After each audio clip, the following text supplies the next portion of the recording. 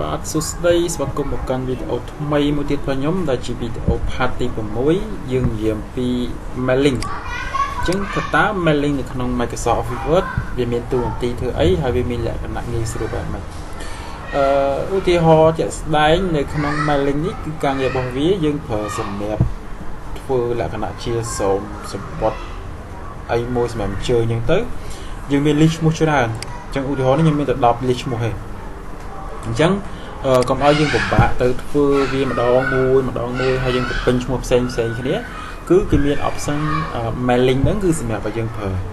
អញ្ចឹងសម្រាប់ប្រើការងារហ្នឹងបានទី1យើងត្រូវចេះរៀបជា list នេះឲ្យហើយ list ឈ្មោះហ្នឹងណាបន្ទាប់មកយើង save វាទុកម្ដុំមកយើង save អាហ្នឹងទុកនៅណាម្ដុំមកដាក់ desktop ដាក់អីចឹងទៅដាក់ឈ្មោះវាហើយទី2យើងត្រូវចេះរៀបចំសម្បត្តិរបស់យើងហ្នឹងយើងរៀប design មិនហើយយើងទៅ insert link ហ្នឹងចូលមកកាន់ស្រោមសម្បត្តិហ្នឹងអញ្ចឹងបើសិនបើយើងមាន100 list យើងធ្វើម្ដងបាន100តែម្ដងអូខេអញ្ចឹងខ្ញុំមាន list ឈ្មោះហ្នឹងមួយកុំឲ្យខាត់ពេកយើងទៅធ្វើការងារទាំងអស់គ្នាយើង save វាទុកហើយអញ្ចឹងខ្ញុំបាន list ឈ្មោះហ្នឹងនេះគឺខ្ញុំដាក់ឈ្មោះថា list name ណាបន្តមកទៀតខ្ញុំបើក Word ថ្មីមកយើងមករៀបចំស្រោមសម្បត្តិខាងក្រៅរបស់យើងវិញអញ្ចឹងខ្ញុំចូលទៅកាន់ layoutខ្ញុំចូល page setup ខ្ញុំយកជាกระดาษប្តីចុះហើយយើងយកជាกระดาษ A5 កុំឲ្យវាធំពេកសូមសម្បត្តិទេអូខេបន្តមកទៀតខ្ញុំ design វាដាក់អក្សរដាក់តារាងមកខ្ញុំចង់បានជាប្រអប់មួយបែបនេះនៅកណ្ដាលដើម្បីដាក់ឈ្មោះអ្នកដែលខ្ញុំអញ្ជើញអញ្ចឹងទៅអញ្ចឹងខាងក្នុងរបស់វាខ្ញុំយក fill វាពណ៌សហើយ outline របស់វាពណ៌ខ្មៅបាទបន្តមកទៀតខ្ញុំប្រើជា word art ចុះ insert word art បាទដាក់ថា invitation name អញ្ចឹងទៅណាចឹងខ្ញុំដាក់ឧទាហរណ៍បែបហ្នឹងហើយយើងចង់លេង mode អីស្រាប់តែយើងលេងតែហ្នឹងណាអូខេអញ្ចឹងយើងចូលមកកាន់នេះចុះដាក់ទំហំឲ្យធំបន្តិចinvitation name ដល់ពេលខ្ញុំ copy វាមួយចុច control ចុចអូសមកខ្ញុំដាក់ date មកណា date ថ្ងៃទី28ខែ11 2022ចឹងឧទាហរណ៍ថាអញ្ចឹងបន្តមកទៀតខាងក្រោមនេះខ្ញុំអាចយើងប្រើជានេះមួយទៅជា save មួយសិន insert save យើងគូជា save អីក៏បានដែរបាទហើយយើងមកស្ដាប់យក add text កន្លែងនេះដើម្បីដាក់អ្វីមួយចូលណាអញ្ចឹងខ្ញុំយកទៅកាន់ insert ខ្ញុំចូលទៅកាន់ symbol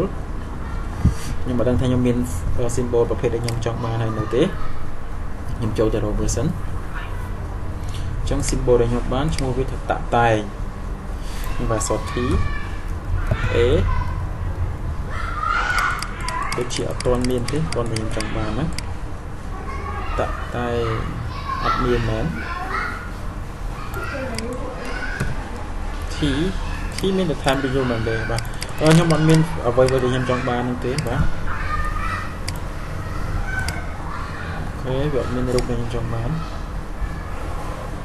ខ្ញុំឧទាហរណ៍ថានេះចាស់ខ្ញុំដាក់នេះជាសញ្ញាមួយអញ្ចឹងណាចឹងខ្ញុំយកមកខ្ញុំដាក់វាធំបន្តិចហើយដល់ខ្ញុំដាក់ save ដោយសារខ្ញុំចង់អង្គិលវាស្រួលបន្តិចកុំឲ្យវាពិបាកទាញនៅក្នុង Office Word វាដូចជានេះទេខ្ញុំចង់ convert ទៅជារូបភាពអញ្ចឹងខ្ញុំយក format save field you know outline នេះsave outline នៅដូចនេះតោះមកនេះខ្ញុំយកវាពណ៌ខ្មៅខ្ញុំយកវាពណ៌ខ្មៅអូខេចឹងខ្ញុំដាក់អញ្ចឹងដើម្បីងាយស្រួលខ្ញុំក្នុងការ copy ក្នុងការបង្វិលវាទេនេះចឹងខ្ញុំបង្វិលវាត្រូវទិសដែលខ្ញុំចង់បានអញ្ចឹងមកហើយខ្ញុំសេរីវាទៅដាក់កន្លែងណាមួយអញ្ចឹងបានប្រើ arrow key អញ្ចឹងណាអូខេខ្ញុំដាក់ជ្រុងនេះមួយបាទចឹង copy មកចុច control ចុចទាញមកដល់ខាងនេះបន្តមកយើងបង្វិលវាហើយយើងប្រើនេះrotation ចឹងយើងមើលយកមួយណាដែលត្រូវទិសមួយនេះចឹងយើង copy វាមួយទៀតបាទចឹងយើងបង្វិលនេះមុនចុចលើនេះចឹងយើងប្រើ rotation ដូចគ្នា ខាងណាត្រូវអត់ត្រូវទេ rotation អូអានេះខ្ញុំ copy ច្រឡំមកបាត់ហើយអូខេតែខ្ញុំដាក់ប៉ុណ្្នឹងចុះបន្ទាប់មកនៅក្នុងនេះដូចគ្នាជា mouse ស្ដាំមកយើងយក add text ហើយខាងក្នុងហ្នឹងគឺយើងយកជាពណ៌ខ្មៅដូចគ្នាសម្រាប់ text របស់យើងណាយើងដាក់មក name ណាចុច2អញ្ចឹងទៅហើយយើងសេរីកម្រិតសេរីឲ្យស្អាតទៅតាមអ្វីដែលយើងចង់បាននៅក្នុង home នេះខ្ញុំយក spacing វាអត់មានទេបន្ទាប់មកខ្ញុំដាក់នេះជា font អីចឹងទៅ font ណាមួយដែលខ្ញុំត្រូវការពេលខ្ញុំដាក់ font នេះ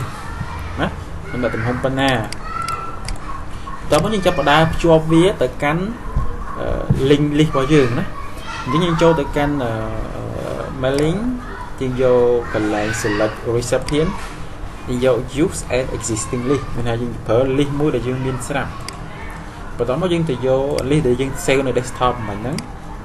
នេះគឺ list name ហ្នឹងយើង open វាមកហើយកន្លែងដែលយើងចង់ដាក់ខាងក្រោយនេះបន្តហ្នឹងកន្លែងហ្នឹងគេដាក់អីគេយើងដាក់ឈ្មោះមែនទេអញ្ចឹងយើងចូលកន្លែង insert merge field យើងយក name មកណាកន្លែងហ្នឹង name យើងចង់ដក clear ឲ្យស្អាតចឹងទៅនេះប៉ុណ្ណាបន្តមកទៀតយើងយក record របស់យើងនេះយើងចុចកន្លែងនេះមួយមានន័យថាយើងយកពីខាងដើមដល់ចុងបញ្ចប់ណាទាំងអស់វាមាន10ហើយយើងអាច preview result មើលបានថាវាចេញមិននេះទីឈ្មោះអ្នកទី1គឺ sim rosa ហ្នឹងអញ្ចឹងឈ្មោះអ្នកទី2ទៅយើងអាចទៅមើល next record នេះខ្ញុំថយក្រោយទៅខ្ញុំទៅដល់លេខ10ហ្នឹងណាឈ្មោះអ្នកបន្តអញ្ចឹងមកអញ្ចឹងខ្ញុំយកទាំងអស់ហ្នឹងបន្ទាប់ពីខ្ញុំមើលលទ្ធផលអ្វីដែលខ្ញុំសេរីនេះខ្ញុំគិតថាវាសមរម្យដោយអ្វីដែលខ្ញុំចង់បានហើយណាខ្ញុំថាយកប៉ុណ្្នឹងចាស់ខ្ញុំចុចកន្លែង mailing ហ្នឹងខ្ញុំយក finish and merge ហើយយើងយកលក្ខណៈបែបម៉េចខ្ញុំចង់យក edit individual document ឬក៏យក print តែហ្មងឬក៏ send ទៅ email អញ្ចឹងខ្ញុំថាយក edit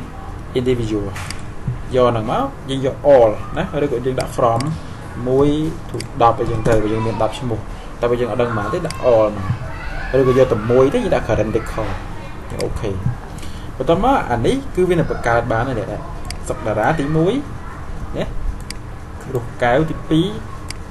3ទី4ទី5ទី6ទី7ទី8ទី9ទី10អញ្ចឹងទាំងអស់វាមាន10ឈ្មោះនេះវាស្មើនឹង10 page ដែរដែលយើងវាបង្កើតឲ្យយើងអញ្ចឹងអានេះគឺងាយស្រួលមែនតើនៅពេលដែលយើងយកទៅ print មកដាក់មួយម្នាក់ទៅយើងមិនបាច់ចាំទៅហត់រៀបវាមួយហើយយើងទៅសរសេរអីទេចាអានេះជាការរៀបលក្ខណៈឈ្មោះមួយគេប្រើ Word គឺយើងអាចប្រើ mailing នឹងបានអញ្ចឹងទៅនឹងការប្រើប្រាស់ mailing នៅក្នុង Word គឺមានប៉ុណ្ណឹងហើយបើសិនបើមានចំណុចណាមួយអាច comment នៅខាងក្រោមវីដេអូយើងព្យាយាមឆ្លើយនៅរាល់សំណួររបស់អ្នកទាំងអស់គ្នាបាយជួបគ្នានៅវីដេអូក្រោយទៀត